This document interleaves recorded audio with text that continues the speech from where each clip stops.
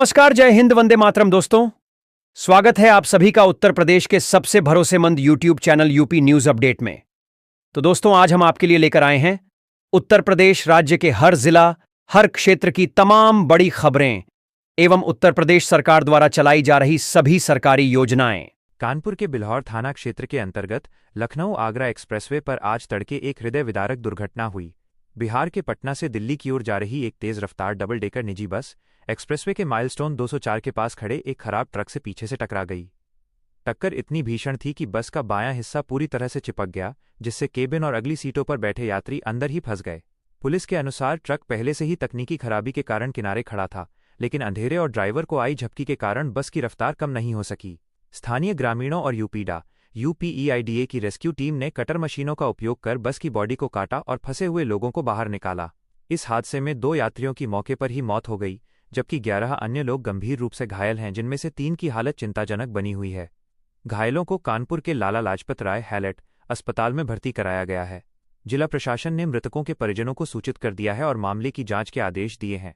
अगली खबर है कि उत्तर प्रदेश के पूर्वी हिस्सों में मौसम विभाग आईएमडी ने भीषण गर्मी के बीच अचानक बड़े बदलाव की चेतावनी जारी की है।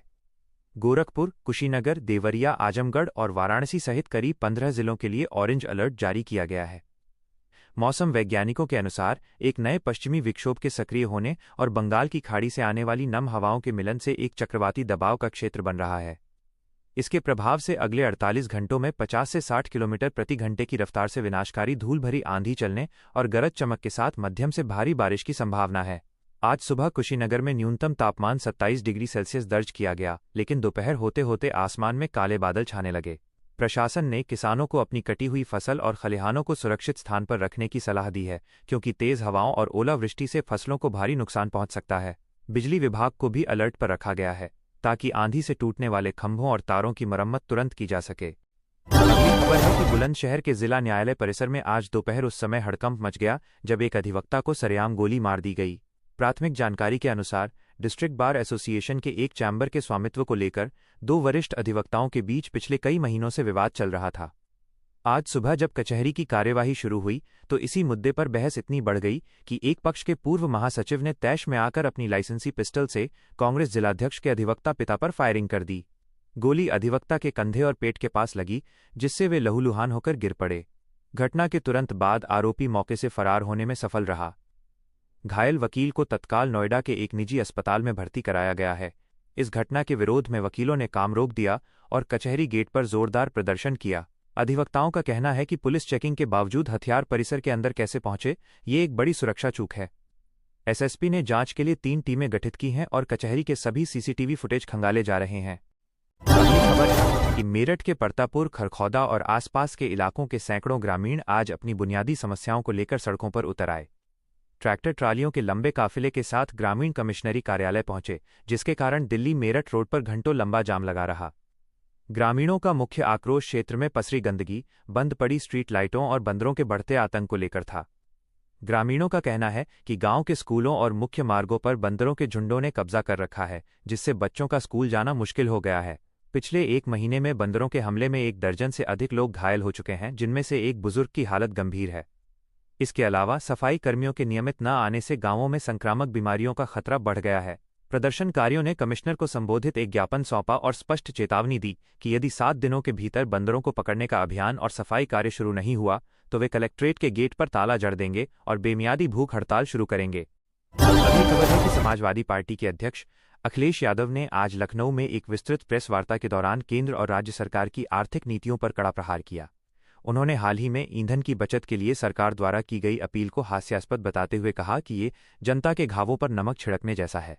अखिलेश ने आंकड़ों का हवाला देते हुए बताया कि उत्तर प्रदेश में पेट्रोल और डीजल के दाम पड़ोसी राज्यों की तुलना में अधिक हैं, जिससे माल ढुलाई महंगी हो गई है और इसका सीधा असर सब्जियों व दालों की कीमतों पर पड़ रहा है।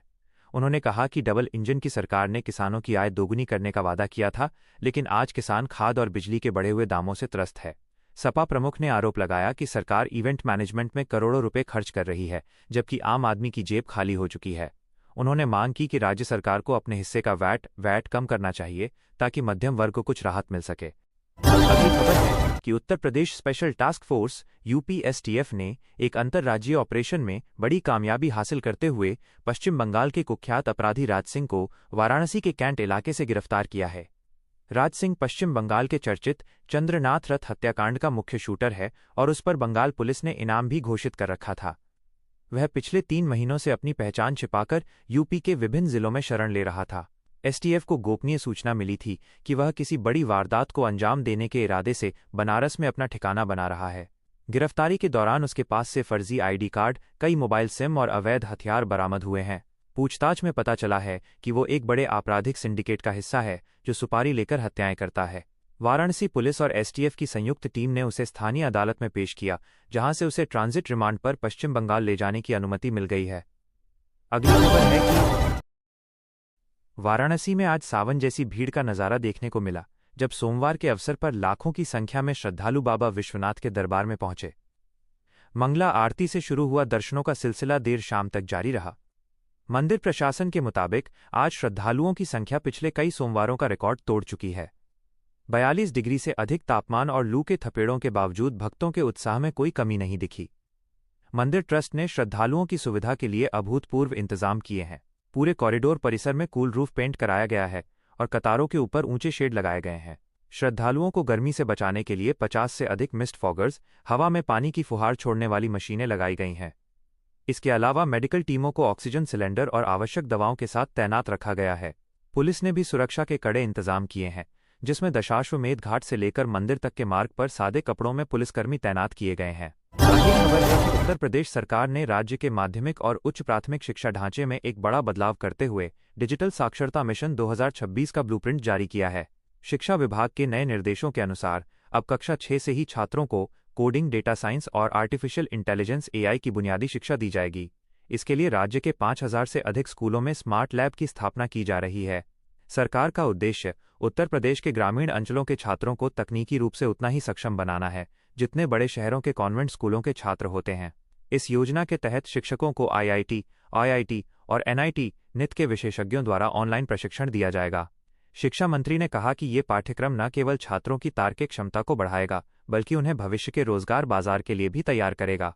योजना के पहले चरण में 1000 स्कूलों को मॉडल स्कूलों के रूप में विकसित किया जा रहा है, जहां पूरी तरह से पेपरलेस पढ़ाई होगी।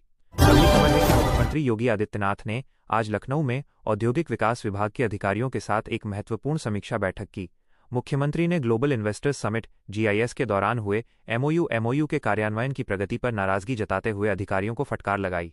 उन्होंने कहा कि निवेश प्रस्तावों को धरातल पर उतारने में किसी भी स्तर पर देरी बर्दाश्त नहीं की जाएगी।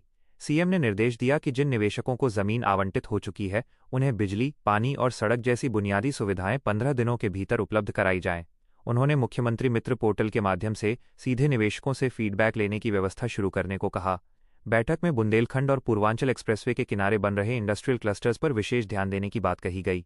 योगी आदित्यनाथ ने स्पष्ट किया कि यदि कोई अधिकारी निवेश की फाइल को अनावश्यक रूप से रोकता है तो उसके खिलाफ सख्त अनुशासनात्मक कार्रवाई की जाएगी, क्योंकि उत्तर प्रदेश को जल्द से जल्द $1 ट्रिलियन की अर्थव्यवस्था बनाना सरकार का संकल्प है।